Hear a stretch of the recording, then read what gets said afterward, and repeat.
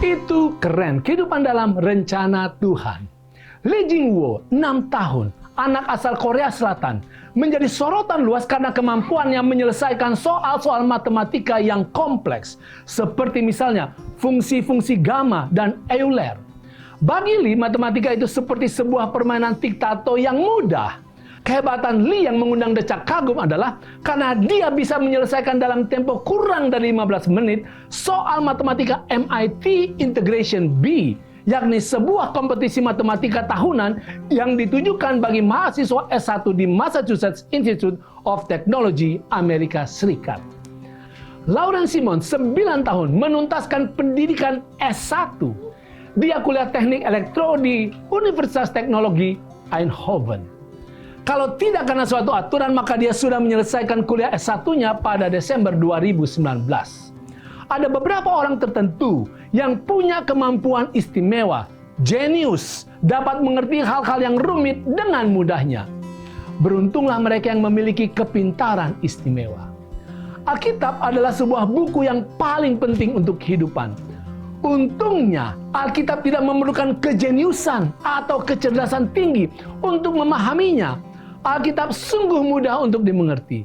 Dari anak kecil biasa hingga orang dewasa, apabila membacanya, mereka akan dapat mengerti dan terberkati.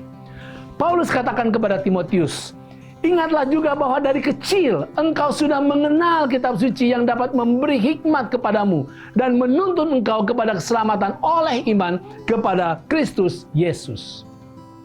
Sola Scriptura, hanya Alkitab saja yang menjadi landasan kebenaran, adalah solid, kokoh, dan teguh.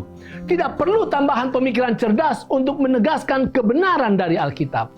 Oleh karena konsep itu dengan jelas tertulis dan mudah dimengerti. Sola Scriptura tidak akan masuk akal jika teks Alkitab tidak punya arti yang jelas dan tidak dapat dimengerti. Kesaksian Alkitabiah tidaklah membingungkan. Alkitab jelas dengan apa yang diajarkannya. Bahkan orang yang suka membacanya akan meningkat kecerdasannya dan mengalami pertumbuhan pengetahuan yang semakin mendalam. Perhatikan, tidak dibutuhkan wewenang pengajaran ataupun penafsiran gereja untuk memberikan makna Alkitab bagi Anda dan saya. Sebaliknya, ajaran dasar Alkitab dapat dipahami oleh semua orang percaya. Itu tidak berarti bahwa kita tidak akan menemukan ayat-ayat ataupun gagasan yang tidak mudah kita mengerti. Ini adalah firman Tuhan dan kita hanyalah manusia yang berdosa. Pada bagian-bagian tertentu kita perlu berhenti, berdoa, berpikir, mencerna, mendalami, bahkan berdiskusi untuk memahami sepenuhnya. Tetapi firman Tuhan sangat jelas tentang hal-hal yang sangat kita butuhkan.